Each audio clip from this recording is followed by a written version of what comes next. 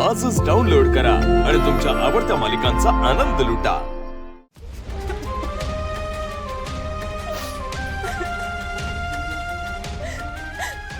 माझं काय चुकतंय मला ते तरी सांग। एकीकडे इतका आनंद की माझ्या दादाच्या डोळ्यात माझ्या बाळांचं सुरक्षित भविष्य दिसतंय मला, आणि दुसरीकडे असं चुकीच्या अपेक्षांचं ओझं टाकून मला दुःखाचे चटके देतोयस। मी माझं सगळं स्वीकारलंय, पण ते माझ्या बाळांच्या वाट्याला येऊ नये एवढंच वाटतंय। त्यांचा जन्म झाल्यावर सगळ्यांना आनंद व्हावा एवढीच आहे काही म्हणून इच्छा आहे माझी। पण इथं तर सगळ्या गोष्टी आधीच ठरल्या। माझ्या पोटी मुली जन्माला आल्या तर त्यांच्या मार्गावर आधीच अडचणींचे विस्तव पेरलेले आहेत। मुलगा किंवा मुलगी कुणालाही जन्माला घालताना मला तेवढ्याच वेदना आणि तेवढाच आनंद होणार आहे। पण माझ्या पोटी जर मुली जन्माला आल्या तर त्यांच्या समोर जे मांडलेलं असेल ते सहन करायची शक्ती मला दे। माझ्या बाळांचं रक्षण कर, रक्षण कर। आई गं!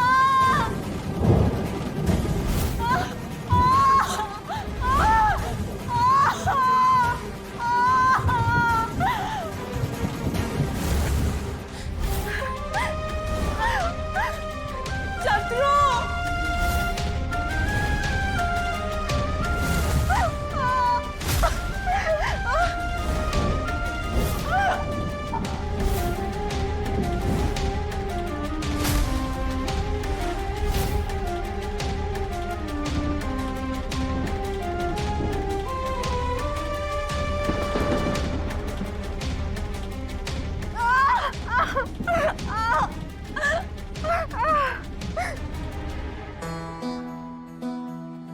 छोटी आई, सावकाश जा आणि तेजूची काळजी घे। बरं, काही वाटलं तर मला लगेच फोन कर। हां? हो ग। सूर्या, तेजूचाच फोन आहे। हा तेजू, बोल ग। काय काय झालं? तेजू ठीक आहे ना? नाही,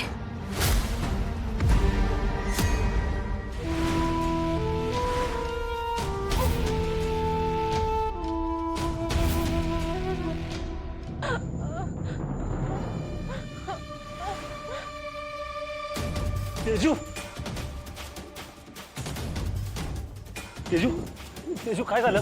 तेजू, तू पडलीस का? लागलं का तुला? तुझा पकडं काय झालं तिला? सूर्य जरा शांत हो, आधी मला कळू दे काय झालं ते। तेजू, डोळे उघड। तेजू, काय झालं तुला? काय होतंय मला सांग। काय होतंय? वहिनी, माझ्या पोटात खूप दुखतंय आणि खूप कळतंय। तेजूला ह्यो त्रास त्या पुढीमुळे तर होत नसेल ना? हे डॅडी कुठं आहेत? डॅडी, डॅडी, दाजी! सूर्या, बहुतेक ही घरात एकटीच दिसते। ती एकटीच आहे? या अवस्थेत कशी तिला एकटीला सोडून गेलेत? तिच्यापाशी थांबायला पाहिजे ना? तिला काय झालं बिलं तर? एवढी पण अक्कल नाही का त्यांना? हे बघ, आता त्या गोष्टीचा विचार करायला ही वेळ नाहीये। आपल्याला आता तेजूकडे लक्ष द्यायला हवं। तिची अवस्था नाजूक आहे आता। तुळजा, ऐक की, मला तुला काय तर सांगायचंय। तेजूची ही अवस्था बघून ती सांगणं लई गरजेचं आहे। छोटी, आपण नंतर बोलूया। मला आधी हिला तपासू दे।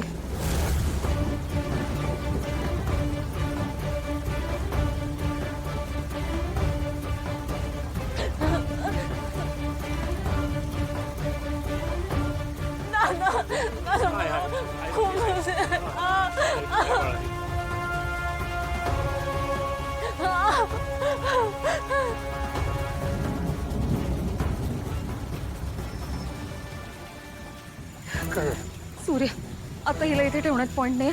आपल्याला लवकरात लवकर हिला दवाखान्यात घेऊन जावं लागणार आहे। मी आलेच। काय ना लगेच जाऊ आपण दवाखान्यात। तुझा फोन करते ना बाळा? तुझा फोन करते।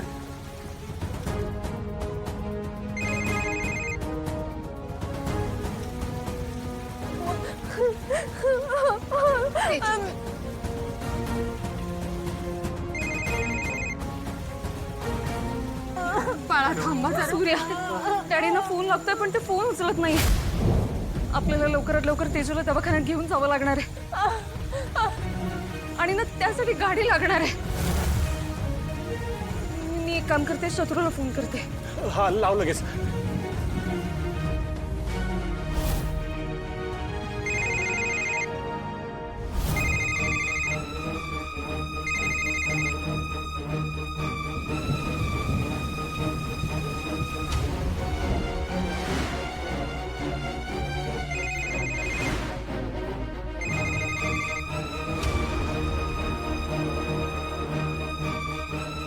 सूर्य, शत्रू फोन उचलत नाहीये. काय करायचं आता? आपल्याकडे वेळ नाही, आपल्याला काहीतरी करावं लागेल. हे बघ तिची अवस्था बिघडत चालली. तुळजा ऐक की अगं. सूर्य, आपल्याकडे आता खरंच वेळ नाहीये. आपण रिक्षाने तेजूला दवाखान्यात घेऊन जाऊयात. हं? हा मी काकांना सांगितलं रिक्षा घेऊन यायला, ते येतील लगेच. मग आपण लगेच निघू. हा येते रिक्षा येते बाळा, काय नाही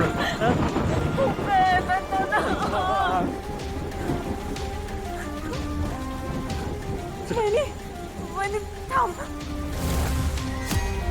माझ्या पोटात काहीतरी होतंय.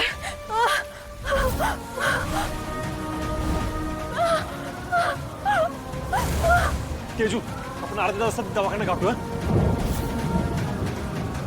थांब सूर्य, काय झालं? आपल्याला आता तेजूला दवाखान्यात नाही नेता येणार. अगं पण तिची अवस्था बघ. म्हणूनच सांगतेय, आपण तिला आता आतमध्ये घेऊन जाऊयात. तुळजा, मला लय भीती वाटायला लागली ग. तिला लय त्रास होतोय. काहीतरी कर ना तू. मला काही कळणं झालं. मी मी मी काय करू का म्हणजे त्रास थांबल तिचा? हा हे बघ, तू शांत हो. तू नको काळजी करू. मी आहे ना. मी फक्त सांगते तेवढं कर. आत्ता आपण तेजूला आतमध्ये घेऊन जाऊयात. हा, मग मला बघता येईल आतमध्ये गेल्यावर काय ते. चला. हा, चल. चल बाळा चल. तेजू, सावकाश. तेजू, जागा राहायचे, डोळे बंद करायचे नाहीयेत. ऐकू येतंय का? तेजू, धीर सोडू नकोस. सगळं व्यवस्थित होईल. हा, तुळजा, काहीतरी कर ना अगं. सूर्य, तू शांत हो. मी सगळं व्यवस्थित करीन. हं? तेजू, आता मी काय सांगते ते नीट ऐक. आपल्याला तुझी डिलिव्हरी घरीच करावी लागणार आहे.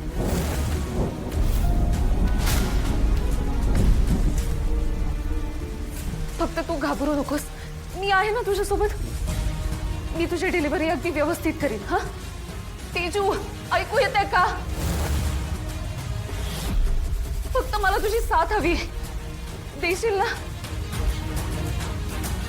तुळजा, आपण हिला पलगाव घेऊन जाऊया. आता इथं ठेवण्यात काय अर्थ नाही. चल लवकर. हो, चालेल. तुझा तेजू, ये सावकाश.